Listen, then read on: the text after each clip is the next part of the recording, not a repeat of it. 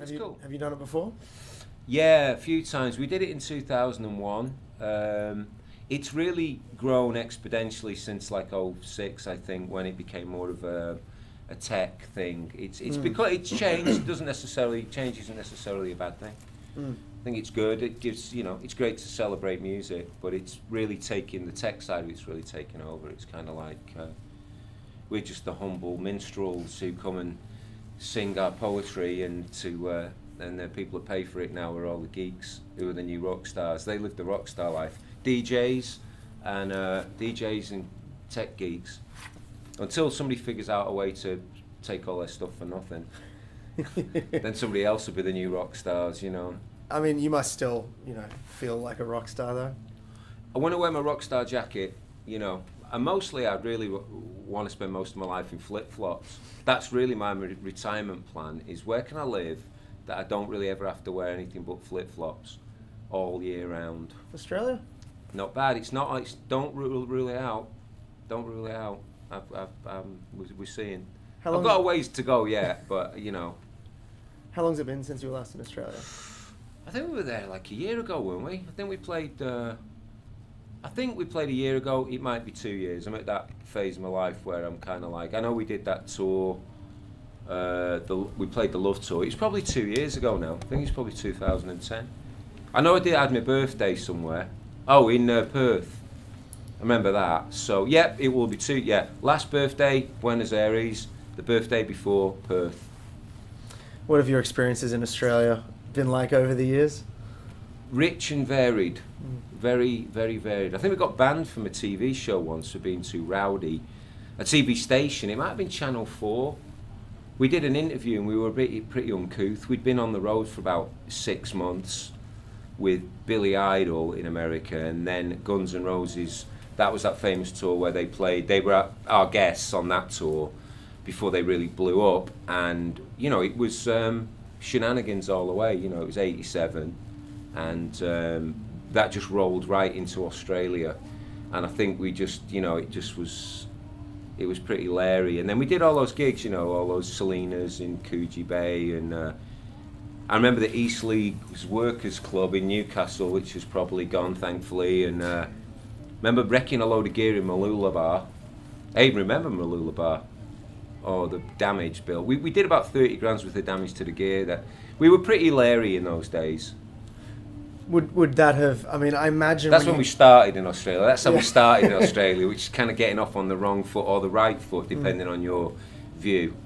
I imagine a lot of that has to do with the fact you were on the road for that long. Does a sort of madness start to kick in? Absolutely. People get like that. It doesn't happen for us so much now because we kind of you get a bit older and you start kind of spacing out the amount of time you go on the road. But for that instance, we'd been at it for a long time. Yeah, that tour and making an album before that and the tour before that, and it's pretty full on, and that's good. What young men should do. What's the extent of the tour at the moment to promote the new record? Well, this is just kind of a coming here, playing some new songs. We're invited to headline the Shores show, and which is very great. It's great for us to be associated with a good musical event like this because it is still kind of grassroots. 800 bands do come here and play, and so it's an honour to be asked. Texas has always been very supportive of the Cult, even way back when we were only kind of playing the coasts. Texas, they kind of got us very early on, which I think's very cool. And so it's always a pleasure. I always look forward to coming to playing Texas. Period. As far as the ROW, rest of world, I don't know how that's going to play out. I'd like to get another festival tour of Australia because we did the Love Tour, as we discussed a couple of years ago. So to me, the next move for the Cult would be to do, something, I'd like to do the Big Day Out, but maybe there's another festival that's been after us. Just put us on a big stage. I think that'd be the appropriate move. When it comes to the new record, you work with a couple of different producers on it. Can you talk a little bit about that? Well, basically we started with Chris Goss, who Ian's worked with in the past. He's a friend and a fan and somebody we respect. And we got going. We were looking, we were digging. We're trying to find a new, find that sound like where we're at today. I mean, that's kind of how we've always approached albums. Is like Ian was very passionate about working with Chris and really felt it. So we did that capsule idea, which was that EP thing we did, which is basically an EP with video content. So it's a capsule, whatever. And we did that with Chris. It was pretty successful. I liked the way it sounded, so we moved forward with him on the album with a bunch of new additional songs.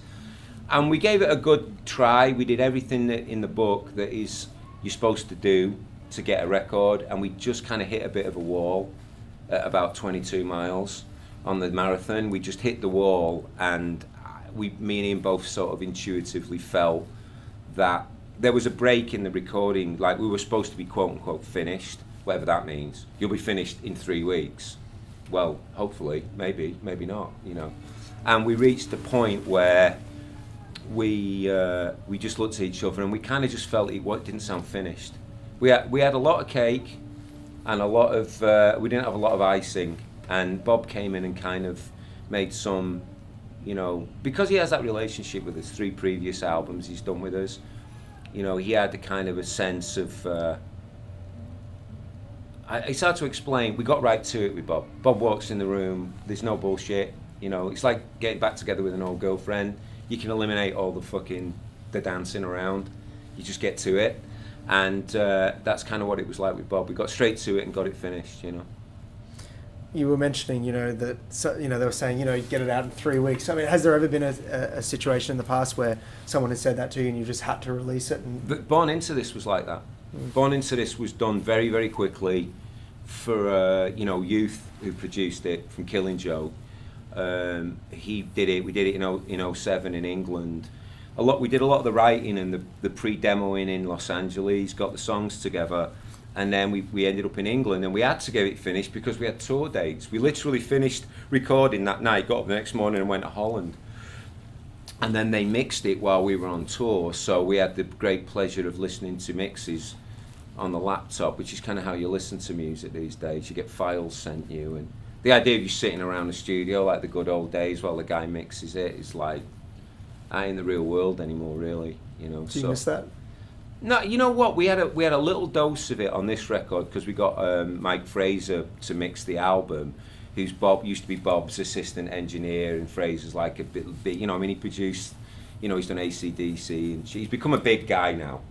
And we got him back to mix it, and he did a great job, no mess, as we knew he would. But we did one mix together just to check it out. I was bored out of my mind, really. You sit there, how many times can you listen to? I don't know how they do it, So in a way, I'm cool. I'm happy to be a modern guy. Listen to it on my Mac. Yeah. I mean, when it comes together and it's right, there's no feeling like it in the world. It's like a peak moment in your life. So it's a fabulous experience. Looking forward to the year ahead, what else can we expect from you? You got any new singles for the record ready to go? There's the song that they're doing, whatever a single means these days, is that we're doing a video for a song called For the Animals. From my own perspective on the album, I'm still kind of digesting it. To me, I kind of was so involved, obviously, writing it and going through the different levels of recording it and stuff. I'm just trying to it's almost like I'll let it out and see how people react to it, and kind of, I'll get a more of an objective point of view, because I was so in it that I have no idea, I know I did about the best I could on it, so, but it was, I will see. So, For the Animals is the first song, and we'll see how that goes. Want to shoot a video in a couple of days for it, and take it from there, really. I'd like to do some more recording.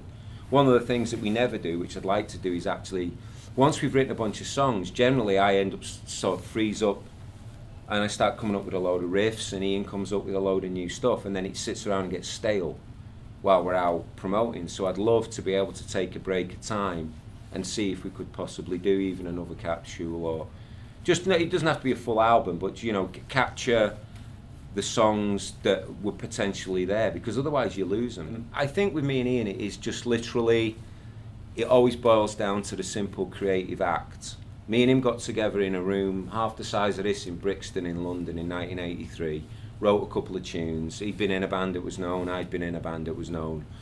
We kind of liked each other socially. I thought he was an amazing singer. I knew he was an amazing singer. And he liked the way I played. I was kind of not, I guess he liked the fact that I was a little more rock than a lot of the other kind of goth guys around, and I wasn't scared to, but I had the Gretsch and the haircut and the thing, and I didn't look like a cliche from the 70s, you know, I was like, of my time, I think that's what, but I remember he said he heard me play some Hendrixy or free riffs in a sound check for fun, and you know, he's like, oh, you can't do that, it's punk, you can't play anything that happened before 76, you know, and so I think that energy of the two of us sitting together and writing our first ever little EP, literally in my bed sit in wherever I was in Brixton, I think that energy, we still get back to that on every record. Me and him get in a room together and we kind of thrash it out. And from that point on, when the two of us get together, many factors come in, you know what I mean? Wind speed and direction, the orbiting of the planets, you know, dumb luck. You know what I'm saying? Once that happens, but initially me and him, when we feel right, we get in a room and we get excited about working with each other. You know, he has to be excited enough to want to put his lyrics to my music. You know, I have to feel excited about Ian's tunes. He brings a couple of songs, he usually has a couple of ballady songs that are very emotive, but they really need fleshing out. You know, they need kind of pulling in different directions, but that challenge for each other is great, you know. So, you know, it's great fun for me when it all happens, but it doesn't happen every year, you know. That's why we're not as prolific as we might have been, you know, but that's okay.